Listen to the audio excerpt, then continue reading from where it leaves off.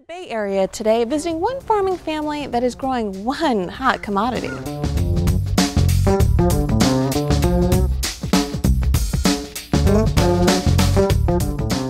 A hot commodity and a profitable one.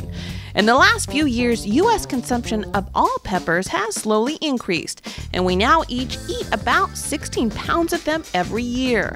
But all of that is hardly news to the Winsberg family. Hi, I'm David. This is Happy Quail Farms. My family, Felipe, Karen, and Andreas, we're the pepper people of the Bay Area of San Francisco. Pepper power! The pepper people of the Bay Area are nothing if not unique. First of all, a pepper farm named Happy Quail? Well, that's because when David first started farming, he tried a couple of different ventures, including raising quail eggs, before the pepper business really took off. Thus, the name stuck, and the rest, as they say, is history.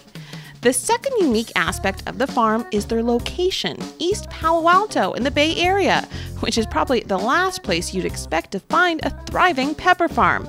But here at Happy Quail, they found the family who picks together stays together, and thus they've made their unique qualities work for them.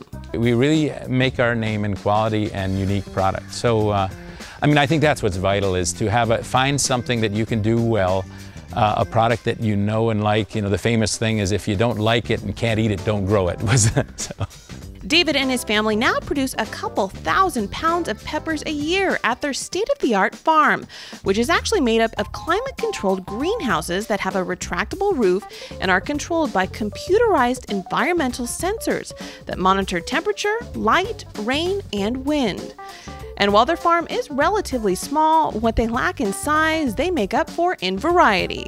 All in all, they grow about 30 different varieties of peppers in all different shapes, sizes, and colors. They go through a maturing process. So yellow, red, orange, and chocolate are all mature colors. And they all started out as green bells. So a green bell is an immature pepper, and a green pepper is an immature pepper. It's going to turn some color. You know from your seed source what that color is going to be.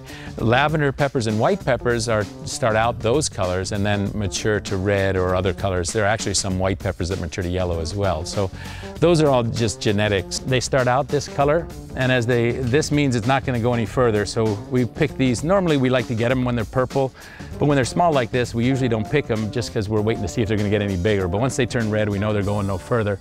So then we pick them, and these actually they taste better when they're a little red like that, and they get some really nice coloration. You get these sort of streaks. That's not a particularly exceptional one. I'll find a prettier one here soon. But they end up with these really, this is getting a little better when you start getting a little more of the real dark and red all together. These guys are just such a nice pepper. This is a frying type. Cubanelles are thin-walled, tender-skinned, and really sweet when they're red like this. So you can throw it on the barbecue, stuff them with a little cheese and broil them, anything like that. Over the years, they found their most popular pepper has been this one, a padron, which is known for being sweeter and more tender than most green peppers. And David believes he is one of the few to be growing it in California. In addition to their prized peppers, they've recently branched out even further at the farm, making spices like paprika out of some of their produce. And because their farm is indoors, the family can extend their growing period as well. This lets them bring their peppers and spices to Bay Area restaurants and farmers markets almost all year long now, where they have found a niche market with folks looking for exotic products like theirs. But they found the true key to success lies in the education of customers, both the amateurs and the experts. Chefs will come and say, well, I need a frying pepper, so I'll have to show them one and say, try this, try it this way, try that.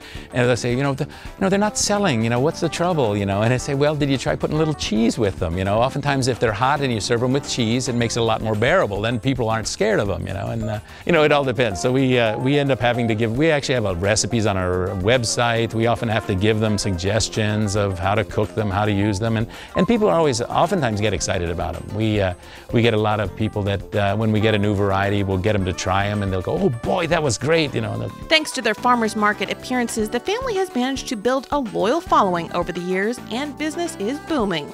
They are now adding more markets to their schedule and growing a variety of produce at the farm, like squash and cucumbers.